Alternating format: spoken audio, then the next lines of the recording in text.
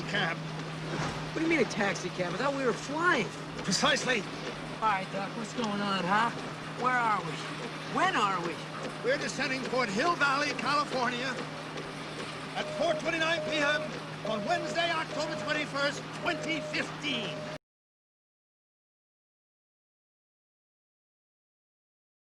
You know, it really pains me to say this, but the Back to the Future trilogy is not perfect. Except for the first one. I think it's one of the best movies ever made, and one of my personal favorite movies, and one of the films that actually made me want to do film as a career. Watching them now, the first Back to the Future is just it's a cinematic masterpiece. I love it.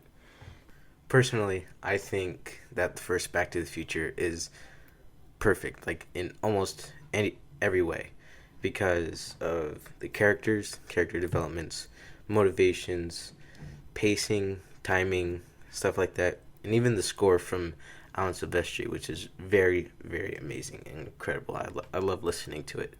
I remember those cars. Remember those DeLoreans that they would sell. I got one for Christmas, and it was the first one, but I thought I was getting the second one, the ones that with the wheels that turn, and I thought I was getting ripped off. But either way, it's still pretty cool. It's incredible how much the DeLorean has become iconic in film and cinema and culture as well. And I love it too because the story is just very simple. Okay, it's what the title says. Just the mission to go back into the future. Back to the Future Part 2 was always my favorite one as a kid because I watched it so much. Watching it again was just a wave of nostalgia because I loved it so much as a kid. It held up so... Ew, why is it like... But the third one I never gave any attention to because the first two was just so good I felt like I didn't need to watch it.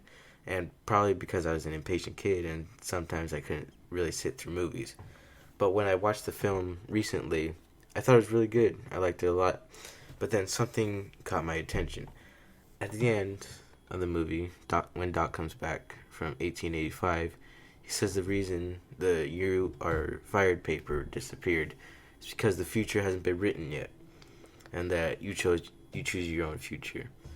Although I agree with that, that's where the problem lies.